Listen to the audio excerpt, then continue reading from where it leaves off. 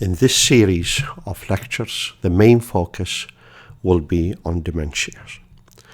Alzheimer's dementia is probably the most commonly known of dementias and the most prevalent. The main features of Alzheimer's dementia that is defined as a chronic neurodegenerative disease with an insidious onset and a progressive but slow decline. In other words, it's irreversible. As I stated before, it is the most common type of dementia.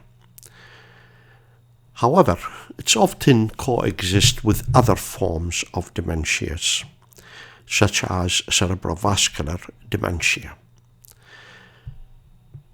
Defining Alzheimer's dementia relies primarily on the histopathology of the illness, characterized by senile plaques and neurofibrillary tangles, as well as neuronal loss.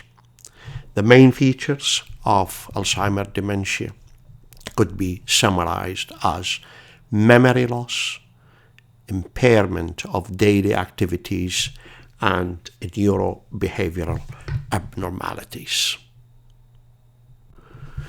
Alzheimer's dementia is the most common form of dementia. 29 million people with dementia are estimated to be living in the world in 2020. Around 35 to 50% of those suffers from Alzheimer's dementia. It is estimated that 5% of the population aged less than 70 years suffers from some form of dementia. That percentage increases to 30% in people older than 80 years of age. There is an inherited autosomal dominant type of Alzheimer's dementia referred to as early onset, occurring in patients younger than 60 years of age. However, that type of dementia account only for less than 1% of all cases of Alzheimer's dementia. In general, females are more likely to be suffering from Alzheimer's dementia compared to males. It is also more common in black than white people.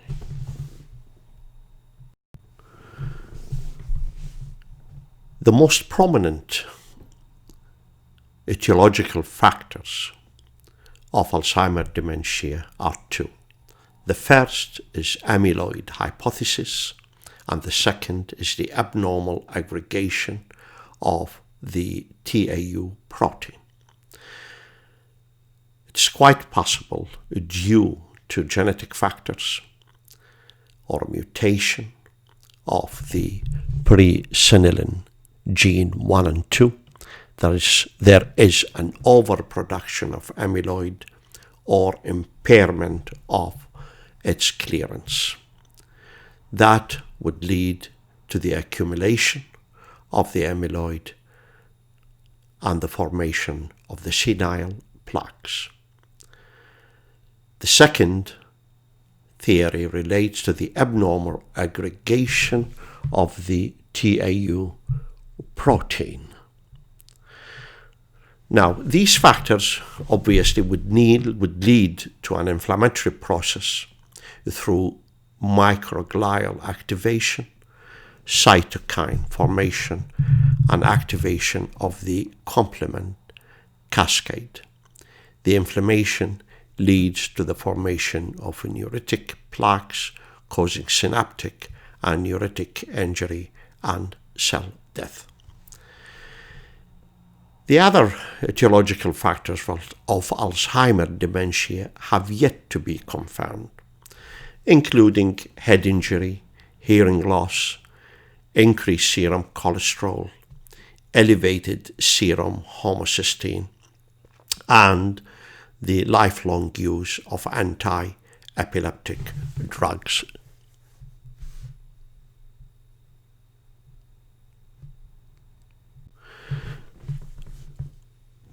Gross examination of the brain in individuals with Alzheimer's disease reveals reduced brain weight, typically 100 to 200 grams less than average, or more depending on the disease severity.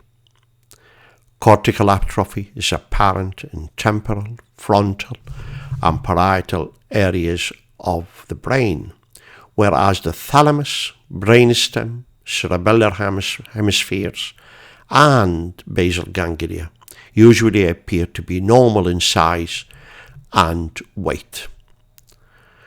On microscopic examination, senile plaques and neurofibrillary tangles are the most characteristic histopathological features post-mortem.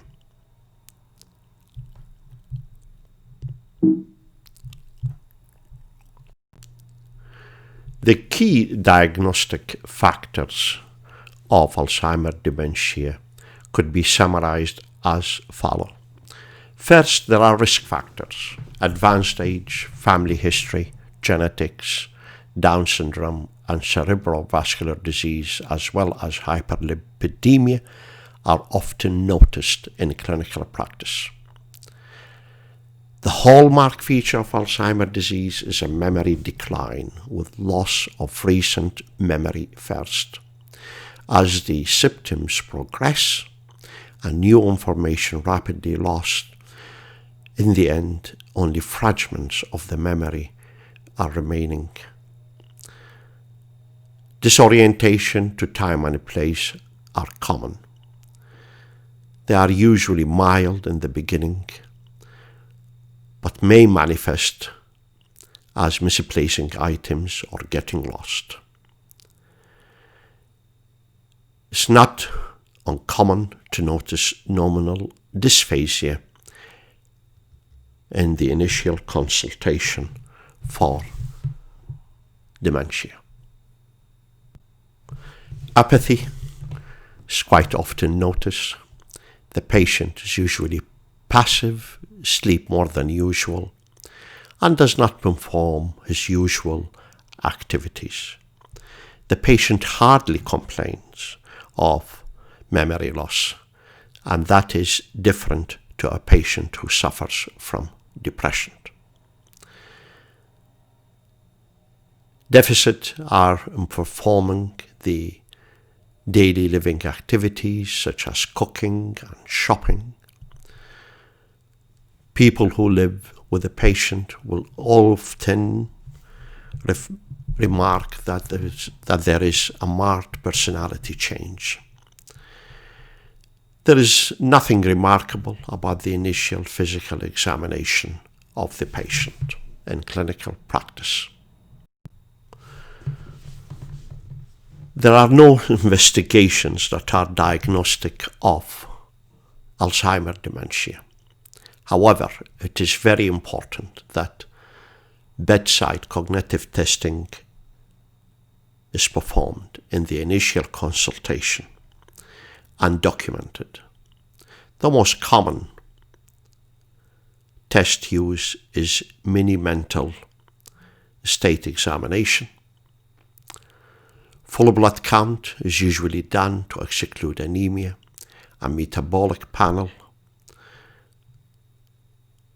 to assess hyperlipidemia. Thyroid stimulating hormone is measured to exclude hypothyroidism, as well as serum B12. Urine drug screen can be used in younger age group who are presenting with cognitive difficulties. CT scan and MRI scan are not diagnostic and should not be performed routinely.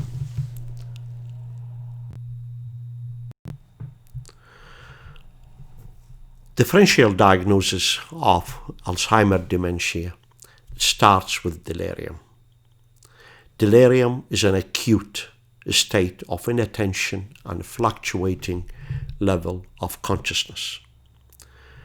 Disorientation is common, and the course is often fluctuating, worse at night time. Reversible causes can be easily detected and reversed. Visual, tactile, or auditory hallucinations are quite common. Patients with depression often complain of poor memory and worries about suffering from dementia. Patients with Alzheimer dementia or other form of dementia do not complain of memory loss, and sometimes they appear to be offended if the subject of memory loss is addressed with them. Diagnosis of depression depends on depressed mood and loss of interest and pleasure in usual activities. Negative cognition and preserved visual spatial function and biological symptoms often help to differentiate depression from Alzheimer dementia. Vascular dementias manifest with deficit, including memory loss, emotional fluctuations, Parkinsonism, and focal neurological deficits consistent with stroke location. Cardiovascular risk factors may be present, and further cognitive and functional decline occurs in a stepwise manner. Subcortical depression and apathy are common, and a clinical history of temporally associated stroke symptoms supports the diagnosis. Dementia with Lewy bodies often occurs in younger age group. The progression of disease is rapid, and there is rapid eye movement sleep disorder. However, the most common clinical features of Lewy body dementia are Parkinsonian symptoms associated with vivid visual hallucinations. Frontotemporal dementias affect the frontal and temporal lobe, and their onset usually start in the 6th decade of life. However, they even may present at a much younger age group, and they progress more rapidly than Alzheimer dementia. Personality change and behavioral disturbance occurs early and are prominent features. They are usually impulsive and engaging in socially inappropriate behavior. There could be marked apathy or inertia, loss of empathy, hyperorality, and marked oxidative dysfunction.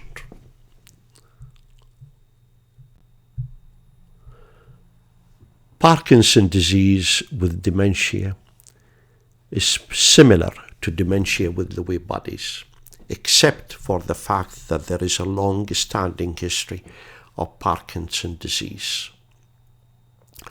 Motor symptoms of rigidity, resting tremor, bradykinesia, and postural instability precedes the cognitive symptoms for several years. Creutzfeldt-Jakob disease often present with a rapid decline in cognition and behavior over several months. There are two forms: sporadic form and the variant form. The variant form present with prominent psychiatric and behavioral symptoms. There is marked impairment on executive function, and early neurological signs are often noticed, such as myoclonus and paresthesia, progressing to incontinence of urine and feces, plus loss of speech. Management of Alzheimer dementia starts with assigning a mental health professional to be made available to provide input.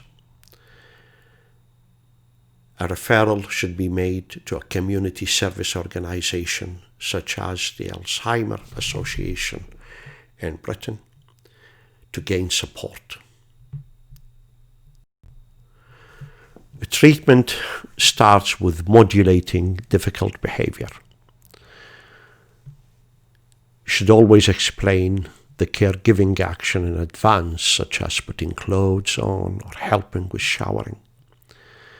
It is better to use written instructions, and one should ensure that comorbid illnesses are appropriately addressed by physician and nursing staff. Patient may not complain of pain adequately, but one should ensure that pain is adequately addressed and treated. Using calendars, clocks, and charts to help patients stay oriented to time and place is essential, and it's preferred to have lighting day and night to reduce confusion and restlessness. The environment has to be safe. Unnecessary furniture should be removed, and items that may hurt the patient. Communication strategies that may foster improved communication between patient with Alzheimer dementia and carers include using short and simple sentences. You have to explain things clearly and decrease distractions and ask close-ended questions. Do not get impatient with the patient if they don't answer the questions quickly. And do not push the patient to come up with a word, name, or memory. Environmental control measures include a home safety evaluation that should be undertaken as soon as possible. Assessment of transport, driving, and self-care needs to be done by the occupational therapist. Assessment of the risk of falls and intervention to mitigate that risk should be incorporated in the home safety evaluation from the beginning.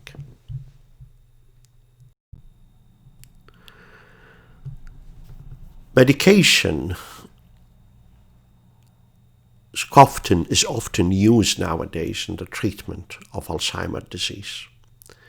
One should keep in mind we are not attempting to reverse the disease process, but slowing it down by preserving some memory and functional ability, reducing behavioral disturbance, and delaying entry into an institutional care setting at some stage. Treatment with medication should be started when the diagnosis of mild Alzheimer's disease is made. Cholinesterase inhibitors are commonly used. These medications should not be stopped abruptly, and the patient should be monitored very closely when starting the medication. Donepezil is commonly used in a dose of 5 mg orally once daily in the beginning, increasing to 10 mg daily within 4 weeks. In moderate to severe disease, 5 mg once daily initially, maximum 23 mg daily. Rivastigmine can be used in as orally or transdermal preparation. Galantamine 4 mg orally, immediate release, or 8 mg orally, extended release, once daily. The dose could be doubled within 4-week period. Antidepressants are used to treat depressive symptoms. Sertraline 50 to 200 mg once daily is commonly used. Citalopram in patient aged less than 60 years, the dose 20 to 40 mg once daily. In patient over 60 years of age, the dose should not exceed 10 to 20 mg orally. Escitalopram, dose 10 to 20 mg orally. Mirtazapine in a dose of 15 to 45 mg orally, once daily and preferably at night. Mirtazapine can be quite helpful in smoothing sleep and appetite. Fluoxetine, paroxetine, and fluvoxamine are often avoided in patients with dementia. Management of insomnia with medication is better with the trazodone, which is a tetracyclic antidepressant, starting with a dose of 25 to 50 mg orally at night. The dose could be increased gradually to 100 to 200 mg daily. It is better to use trazodone rather than benzodiazepines. Memantine can be used as in a dose of 5 mg once daily initially, increasing gradually to 20 mg daily, given in 2 divided doses. There is extended release preparation. The medication is well tolerated and modestly improve outcomes compared with a placebo.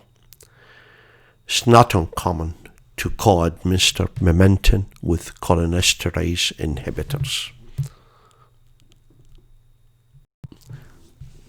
Antipsychotic medication can be used to manage difficult behavior.